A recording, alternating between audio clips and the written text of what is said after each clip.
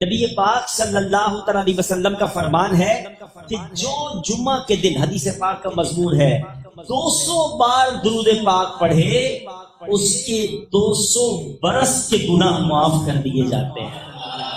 یعنی جمعہ کا دن خاص الخاص درود پاک پڑھنے کا دن ہے۔ ایک عشق والی بات بتا، فضیلتیں تو اتنی ہیں، حدیثیں تو اتنی ہیں کہ جمعرات کی رات درود پڑھنے والے کو یہ ملتا ہے، جمعے کے دن پڑھنے والے کو یہ ملتا ہے، یہ ساری فضیلتیں۔ عشق والی بات بتا دیتا ہوں جو غلام مصطفیٰ کے لیے وہی کافی ہے۔ آقا فرماتے جس کا مضمون ہے، اور دنوں میں جب بندہ درود پڑھتا ہے تو فرشتے مجھ تک درود پہنچاتے ہیں، مگر جمعہ کے دن جو درود پڑھتا ہے میں خود سماعت کرتا۔ یعنی جمعہ کا دن ڈائریکٹ ڈائلنگ کا دن ہے، ادھر میں نے درود پڑھنا ہے، ادھر میرے آقا نے سماعت کرنا ہے۔ مل کر محبت سے درود پاک پڑھ لو، صلو علی الحبیب صلی اللہ تعالی علی محمد صلی اللہ علیہ وسلم۔ تو جمعہ کے دن تو کام ہی یہ ہونا چاہیے، تسبیحات میں اور درود پاک کا ورد جتنا ہو سکے، جمعرات کی رات سے جمعے کی مغرب تک جتنا ہو سکے آپ درود پاک پڑھیں۔ جب پورا ہفتہ نہیں پہنتے نا امامہ، ان سے بھی میری گزارش ہے کم از کم جمعے کو باندھ دیا۔ اب ذرا روایت سننا، میرے آقا علیہ الصلوۃ والسلام فرماتے ہیں بے شک اللہ عز و جل اور اس کے فرشتے جمعہ کے دن امامہ باندھنے والوں پر درود بھیجتے ہیں۔ اللہ اور اس کے فرشتے درود یعنی رحمت بھیجتے ہیں۔ تو جمعے کو تو امامہ باندھ لیا کرو، دل پر چوٹ کر دو، چوٹ کرنے کے لیے عیدگاہ مسجد میں اعلان ہو جائے کہ جو جمعے کے دن امامہ پہن کر آئے گا باہر جاتے جاتے 1000 کا نوٹ لیتا جائے۔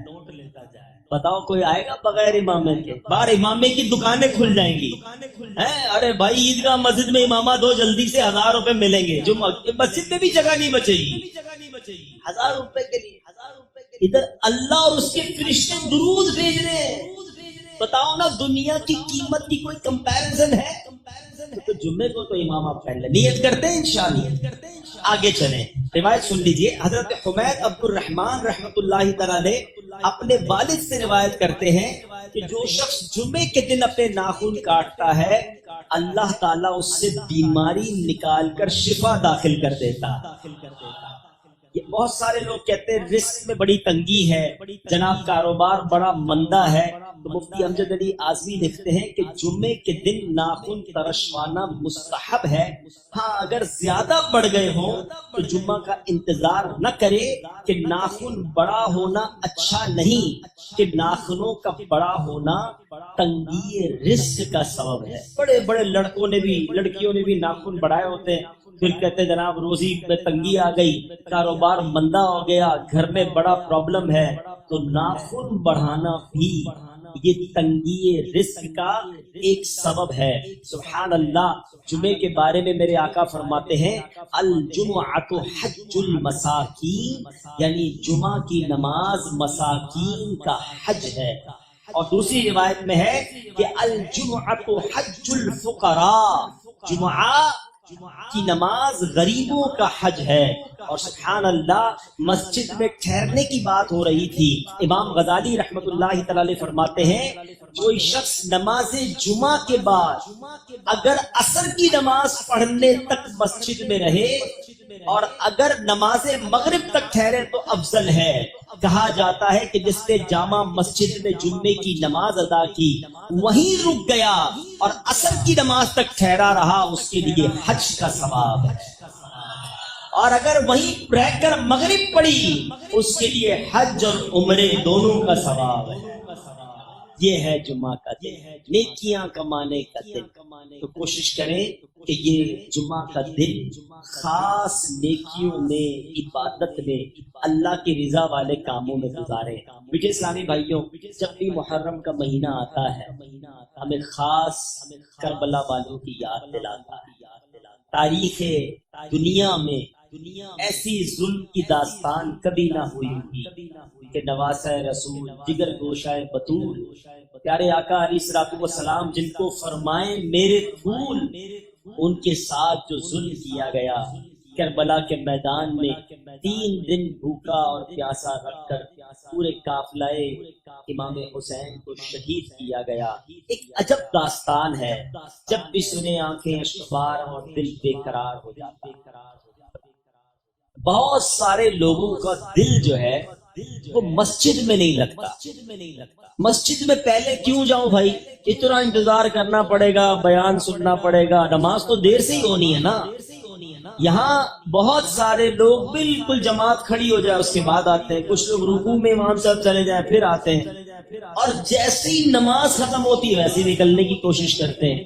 یعنی احساس یہ ہوتا ہے، وہ ایسا لگتا ہے، محسوس یہ کرواتے ہیں کہ مسجد میں لوگوں کا دل نہیں لگتا۔ اور روایتوں میں مومن کی مثال دی گئی کہ مومن مسجد میں ایسا ہوتا ہے جیسا پانی کے اندر مچھلی ہوتی ہے، فش ان دا واٹر۔ مچھلی پانی میں کتنا پرسکون ہوتی ہے، اور مچھلی کو پانی سے نکال دیں تو بے چین بے قرار تڑپتی رہتی ہے۔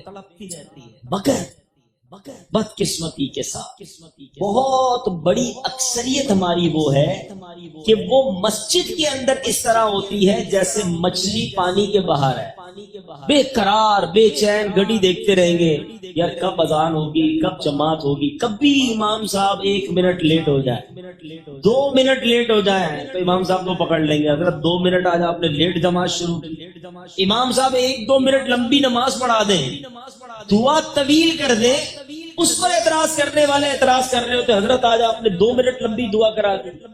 اللہ کے بندو 1-2 منٹ زیادہ اللہ کے گھر میں بیٹھنے کو ملا نا، شکر ادا کرو۔ اچھا یہی بندہ باہر چائے کی دکان پر گھنٹوں بیٹھ جائے گا دوستوں کے ساتھ، وہاں کوئی ٹائم نہیں دیکھنا، مسجد میں 2 منٹ زیادہ کیوں گزرے اس پر اعتراض شروع ہو جاتا ہے۔ اس کا مطلب پتہ کیا ہوا کہ دل مسجد میں نہیں لگ رہا۔ جس کا دل مسجد میں نہ لگے وہ اپنے دل کا علاج کرائے، کیونکہ مسجد کس کا گھر ہے بتاؤ نا۔ اچھا آپ کے گھر میں بغیر اجازت کوئی آ سکتا ہے؟ دروازہ کھٹکھٹائے کہ آج آپ کے گھر میں رہوں گا، آپ کہیں گے کون ہو بھائی، میں تو جانتا ہی نہیں۔ جب میرے اور آپ کے گھر میں بے اجازت کوئی نہیں آ سکتا، اللہ کے گھر میں کیسے آئے گا؟ خوش نصیب ہیں وہ لوگ جنہیں روز بلایا جاتا ہے۔ مسجد میں خود سے کوئی نہیں آتا، بلایا جاتا ہے۔ جو نہیں آتا نا، اب ماشاءاللہ یہ مسجد اتنی فل ہے کہ پیچھے بھی لوگ کھڑے ہیں۔ میں آپ سب سے ایک سوال کرنا چاہتا ہوں، کیا صرف جمعہ کی نماز فرض ہے؟ ہونا یہ چاہیے تھا کہ عصر میں بھی مسجد فل ہوتی، مغرب میں بھی فل ہوتی، عشاء میں، فجر میں۔ اور جو لوگ کہتے ہیں نا یار میں مسجد نہیں جاتا، تمہاری بھول ہے، تم نہیں جاتے، تمہیں بلایا نہیں جاتا۔ تم اللہ کی بارگاہ میں توبہ کرو کہ اے اللہ مجھے روز اپنے گھر میں بلا، میں اتنا برا ہوں کہ مجھے پورا ہفتہ تیرے گھر میں آنے کا موقع نہیں ملتا۔ توبہ کر کے اللہ کو راضی کر کے مسجد میں آنا جانا باندھ لو۔ پنجاب والوں کی ایک بات بڑی مشہور ہے، میں تو جب بھی پنجاب آتا ہوں، باقی شہروں میں بھی ماشاءاللہ ایسا ہے کہ مہمان نواز ہوتے ہیں، جب بھی آئیں بڑا خیال کرتے ہیں مہمانوں کا، ٹھیک ہے نا؟ تو جب آپ کے گھر کوئی آتا ہے کیا کرتے ہو؟ مہمان خوش ہو کر جائے، ایسا ہی ہے نا؟ اگر آپ کے گھر پہ کوئی مہمان آتا ہے آپ کیا کہتے ہیں؟ یار مہمان راضی ہو کے جائے۔ اب مہمان کو کچھ تحفہ بھی دے کے بھیجتے ہیں، ایسا ہی ہے۔ جب اللہ کے گھر پر کوئی آئے گا تو اللہ اسے جولی بھر کر نہیں بھیجے گا، اسے خوش کر کے نہیں لوٹائے گا۔ خوش نصیب ہے وہ لوگ جو مسجد میں روز آتے ہیں، بیٹھتے ہیں، سکون سے ذکر و اذکار پڑھتے ہیں۔ ارے دنیا میں کسی کے گھر جاؤ وہ تحفے کے ساتھ بھیجتا ہے، اللہ کے گھر میں آئیں گے وہ جھولیاں بھر کے لوٹائے گا۔ تو نیت کر لیں انشاءاللہ، پہلی نیت تو یہ کر لیں کہ اب انشاءاللہ 5 نمازیں مسجد میں باجماعت ادا کریں گے۔ جمعہ کا دن کوئی عام دن نہیں ہے، یاد رکھیے گا، جمعہ کا دن ایک بڑا خاص دن ہے۔ اللہ تبارک و تعالی نے ہم پر ایک خاص کرم کیا ہے کہ ہمیں ہر ہفتے یہ دن عطا فرمایا۔ جمعہ کے دن کچھ خاص اعمال کرنے والے ہیں، وہ بھی عرض کرتا ہوں، لیکن جمعے کی پہلے اہمیت کو سمجھیے کہ جمعہ پیارے آقا علیہ الصلوۃ والسلام کی احادیث اور روایتوں کے ذریعے علماء نے بتایا کہ جمعہ یوم العید ہے، جمعہ سب دنوں کا سردار ہے، جمعہ کے روز جہنم کی آگ نہیں سلگائی جاتی، جمعہ کی رات دوزخ کے دروازے نہیں کھلتے، جمعہ کو بروز قیامت دلہن کی طرح اٹھایا جائے گا۔ جمعہ کے روز مرنے والا خوش نصیب مسلمان شہید کا رتبہ پاتا ہے اور عذاب قبر سے محفوظ ہو جاتا ہے۔ مفسر شہید حکیم الامت حضرت مفتی احمد یار خان نعیمی رحمت اللہ تعالی علیہ فرماتے ہیں کہ جمعہ کو حج ہو تو اس کا ثواب 70 حج کے برابر ہے، کیونکہ جمعے کی ایک نیکی کا ثواب 70 گنا ہے، ملٹی پلائی بائی 70۔ ہم کہتے ہیں یار فلاں جگہ اسکیم لگی ہوئی ہے بھائی، 50% ڈسکاؤنٹ، 20% ڈسکاؤنٹ، زیادہ ڈسکاؤنٹ ہو تو سردی میں گرمیوں کا سامان خرید لیتے ہیں، کیوں یار کام آئے گا بھائی، ابھی اسکیم لگی ہوئی ہے۔ گرمی میں سردی کا سامان، ارے بھائی گرمی میں جیکٹ لے آئے، اس لیے لایا آدھی قیمت میں مل رہی تھی۔ دنیا کا فائدہ ہے تو فوراً خرچہ کر لو گے۔ ہر جمعے ایک نیکی ملٹی پلائی بائی 70 ہو کے مل رہی ہے۔ بتاؤ نا ہمیں کیا کرنا چاہیے تھا؟ ہم جمعے کو درود زیادہ پڑھتے، قرآن زیادہ پڑھتے، نفل زیادہ پڑھتے، صدقہ و خیرات کرتے، مریضوں کی عیادت کرتے، جو نیکی پورے ہفتے میں کرنی تھی وہ نیکی ہم جمعے کے دن کرتے، تاکہ ملٹی پلائی بائی 70۔ کاروباری لوگ بیٹھے ہیں، جب دھاگا سستا ہوتا ہے ہم دھاگا لے لیتے ہیں، جب کپڑا سستا ہوتا ہے ہم کپڑا لے لیتے ہیں کہ یار سیزن میں اس کا ریٹ بڑھ جائے گا۔ اللہ نے ہر جمعے کو تمہیں سیزن دیا ہے نیکیاں کمانے کا، تو کماؤ نا نیکیاں۔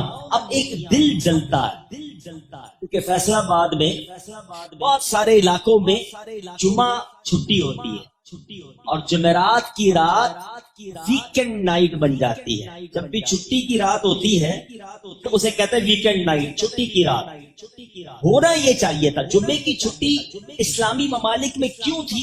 یہ عبادت کی چھٹی تھی، مگر میرا مشاہدہ یہ ہے نہ صرف پاکستان میں بلکہ دنیا کے کئی ملکوں میں جہاں جمعہ کی چھٹی ہے نا، وہاں جمعرات اور جمعے کو زیادہ گناہ ہوتے ہیں، زیادہ فلمیں دیکھی جاتی ہیں، زیادہ ڈرامے دیکھے جاتے ہیں، زیادہ آؤٹنگ ہوتی ہے، زیادہ معاذ اللہ حرام کاریاں ہوتی ہیں، کیونکہ چھٹی ہے نا۔ یہ تو نہ سوچا کہ یہ دن کون سا ہے، حالانکہ جمعرات کی رات اور جمعے کا دن یہ خاص قبولیت کی گھڑیاں ہیں، دعاؤں کی گھڑیاں ہیں، مغفرت کی گھڑیاں ہیں، رحمتوں کے نزول کا وقت ہے۔ مگر بدقسمتی سے مسلمان جمعرات اور جمعے کو زیادہ گناہ کرتا۔ اور جو میں نے آپ کو مفتی احمد یار خان نعیمی کا قول سنایا کہ جمعے کے دن کی ایک نیکی ملٹی پلائی بائی 70 گناہ ہے، وہاں ایک گناہ کرنا وہ بھی ملٹی پلائی بائی 70 ہو جاتا ہے۔ یعنی جمعے کے دن خاص طور پر گناہ سے بچنا ہے کہ یار اس دن تو کوئی غلطی نہ ہو جائے، عذاب بھی 70 گنا ہوگا۔ اب اس کو اور آسان کر کے سمجھا دیتا ہوں۔ شریف میں جاؤ، ایک نیکی حدود حرم کے اندر 1,00,000 نیکی کے برابر ہے، مگر وہ مقام اتنا مقدس ہے کہ وہاں ایک گناہ کیا جائے تو وہ گناہ بھی 1,00,000 گناہ کے برابر ہو جاتا ہے۔ میں ان تمام پاکستان کے علاقے والوں سے بات کر رہا ہوں، میں ان تمام ممالک کے لوگوں سے بات کر رہا ہوں جب جمعے کو چھٹی ہے، خدا را جمعرات کی رات کو ویکینڈ نائٹ بنا کر گناہ مت کرو۔ جمعہ کا دن اللہ کو ناراض کرنے والے کام نہ کرنا، کہیں ایسا نہ ہو کہ پورا ہفتے کی خطائیں ایک طرف، جمعے کو کی گئی خطائیں اور اس کا عذاب ایک طرف ہو جائے، اللہ سخت ناراض کہیں ہم سے نہ ہو جائے۔ تو خدا را اگر جمعہ کو چھٹی ملی ہے تو اس کو عبادت میں گزارو، اس کو غنیمت جانو۔ مجھے اور آپ کو کربلا پیغام کیا دیتا؟ کبھی کبھی عقل حیران ہو جاتی ہے کہ جناب کلمہ پڑھنے والے بھی ایسا کر سکتے ہیں. وہ لوگ کلمہ بھی پڑھتے تھے، وہ لوگ اذان بھی دیتے تھے، وہ لوگ نماز بھی پڑھتے تھے، اپنے آپ کو مسلمان کہتے تھے، نبی پاک کا امتی کہتے تھے. اس قدر شدت، ایسا ظلم، چھ ماہ کے علی اصغر کے گلے پر رضی اللہ تعالیٰ عنہ خنجر چلانا، تیر چلانا. امام حسین جن کے بارے میں نبی پاک فرمائے یہ جنتی نوجوانوں کے سردار ہیں، یہ وہ نواسۂ رسول جنہوں نے نبی پاک کے کاندھوں پر سواری کی، اور پیارے آقا کے خاندان کے لوگوں کو اس طرح شہید کرنا یہ پاسبل کیسے؟ کبھی کبھی عقل جو ہے نا وہ کام نہیں کرتی. مگر پھر علماء جواب دیتے ہیں کہ ریزن کیا تھا، ایسا ظلم کرنے پر وہ لوگ کیسے آمادہ ہو گئے. یہ بڑی خطرناک بات کرنے کا، اور یہ ریزن پتا ہونے کے بعد، یہ وجہ معلوم ہونے کے بعد میں نے اور آپ نے اپنے آپ کو چیک کرنا ہے. کیونکہ نبی پاک صلی اللہ تعالیٰ علیہ وسلم فرماتے ہیں دو بھوکے بھیڑیے بکریوں کے ریوڑ میں چھوڑ دیے جائیں. بکریوں کا ایک پورا غول جا رہا ہو اور دو بھوکے بھیڑیوں کو اس ریوڑ میں چھوڑ دیا جائے، وہ اتنا نقصان نہیں پہنچاتے جتنا کہ مال اور مرتبے کا لالچ انسان کے دین کو نقصان پہنچاتا. ذرا سوچئے. ایک اور جگہ حضرت سیدنا حسن بصری رضی اللہ عنہ سے مرسلن مروی ہے، دنیا کی محبت ہر برائی کی جڑ ہے. اب ذرا آج کے دور میں دیکھتے ہیں، کبھی کبھی لوگ کہتے ہیں یہ کیسے ہو گیا، یہ اتنا بڑا ظلم کیسے کر دیا. ارے ان کو اقتدار کا نشہ تھا. ابن سعد کو، ابن زیاد نے وہاں شمر کو اور جتنے لوگ کربلا کے میدان میں موجود تھے ان کو لالچ دیا تھا کہ یہ کام کرو تمہیں حکمرانی ملے گی، پیسے ملیں گے، اتنا مال ملے گا. مال کی لالچ، اقتدار کی لالچ آئی، آنکھوں پر ایسا پردہ پڑا کہ ظلم کی داستان رقم کر. لیکن کیا آج ایسا نہیں ہو رہا؟ تھوڑے پیسے کے لیے مسلمان کی موت کا سبب نہیں بن رہا ہے. آج ملاوٹ کرنے والا کیا کر رہا ہے؟ جو معاذ اللہ تھوڑے سے سکوں کے لیے دوائی میں ملاوٹ کر دیتے ہیں. ارے دوائی تو جان بچانے کے لیے تھی نا. مسلمان کہلانے والے آئے دن پکڑے نہیں جاتے کھانے پینے کی چیزوں میں کیا ملا رہے ہیں. جناب کوئی پتی کے اندر برادہ ملا رہا ہے، کوئی چینی کے اندر کیا ملا رہا ہے، کوئی کیا ملاوٹ کر رہا ہے. کیا ہو رہا ہے؟ چند سکوں کی خاطر بھول گئے. یاد رکھنا یہ دنیا کی لالچ اور یہ تھوڑے سکوں کے لیے کسی دوسرے کا بیڑا غرق ہوتا ہو تو ہو جائے. یہی تو یزیدی طریقہ تھا نا، یہی تو یزید والوں کا انداز تھا. آج کہتے میں پنجتن کا غلام ہوں، میں امام حسین کا چاہنے والا ہوں، ہر سال محرم میں لنگر بنتا ہے میرے گھر میں، امام حسین کی نیاز دی جاتی ہے. ارے جناب ہم تو بہت بڑی سبیل لگاتے ہیں. ساری چیزیں ایک طرف، بتاؤ لالچ چھوڑی کہ نہیں ہے؟ لالچ تو یزیدیوں کا کام تھا نا. کیا امام حسین نے معاذ اللہ لالچ کی تھی جو تم کرنے بیٹھے ہو؟ بس کسی طرح مال آنا چاہیے. کیا نوکری کرنے والا، کیا کاروبار کرنے والا، کیا ٹھیلا لگانے والا، ایسا نہیں ہے کروڑ پتی آدمی بےایمانی کرتا ہے. جس کو جدھر موقع مل رہا ہے اوپر الگ فروٹ دکھائیں گے، نیچے گلا سڑا فروٹ تھما دیں گے. کیا ہے یہ؟ یزیدی طریقہ ہے. مال کے لیے اگلے کا نقصان کر دینا یہ یزیدی طریقہ ہے. تم کہتے ہو میں امام حسین کا غلام ہوں. ایک بار نبی پاک صلی اللہ تعالی علیہ وسلم ایک غلے والے کے پاس سے گزرے اور اس کے غلے میں ہاتھ لگایا اور اس کے غلے میں ہاتھ اندر ڈال دیا تو وہ گیلا تھا. آقا نے فرمایا یہ گیلا والا اوپر کیوں نہیں رکھا؟ تو حضور بارش ہو گئی تھی. فرمایا اگر گیلا ہو بھی گیا تو گیلا والا اوپر کیوں نہیں رکھا؟ پھر وہ تاریخی الفاظ فرمائے من غش فلیس منا، جس نے دھوکہ دیا وہ ہم میں سے نہیں. اب بتاؤ کون ہے جو دھوکہ نہیں دیتا؟ جس کو جدھر موقع ملتا ہے کسی طرح پیسے آ جائے، کسی طرح مال آ جائے، حلال حرام چھوڑو جناب. سود کا کاروبار کر لیتے ہیں، رشوت کا کام کرتے ہیں، جھوٹ بول کر، ملاوٹ کر کے. کیا جواب دو گے امام حسین کو؟ اور کہتے ہو میں پنجتن کا غلام ہوں. کربلا کا میدان اور کیا پیغام دیتا ہے؟ امام حسین جس وقت شہید ہوئے اس وقت سجدے کے عالم میں تھے. کربلا کا وہ سجدہ پیغام دے رہا ہے کہ دیکھو نماز کبھی نہ چھوڑنا. پنجتن کا غلام کہلانے والا فجر قضا کر دیتا ہے، اس کی ظہر چلی جاتی ہے، اس کی عصر مغرب چلی جاتی ہے، اور کہتا ہے میں تو پنجتن کا غلام ہوں. یہ غلامی ہے؟ نہیں میرے پیچھے اسلامی. کربلا والوں کی اس حالت میں بھی نماز قضا نہ ہوئی، اور تم آج اپنے نیند کے اندر نماز قضا کر دیتے ہو، خود کھیلتے کودتے میں نماز قضا کر دیتے ہو. کیسے وہ دکھائیں گے ہم امام حسین کو قیامت کے دن؟ وہ رات 9 محرم کی رات، وہ رات کیسے گزری تھی جس کو شب عاشور کہتے ہیں. کربلا والوں کے خیموں میں تلاوت ہو رہی تھی، سجدے ہو رہے تھے، دعائیں ہو رہی تھی، اور یزید کے کیمپ میں ناچ گانے ہو رہے تھے، شراب ہو رہی تھی، رنگ رلیاں منائی جا رہی تھی. مجھے بتاؤ آج ہماری راتیں کیسی؟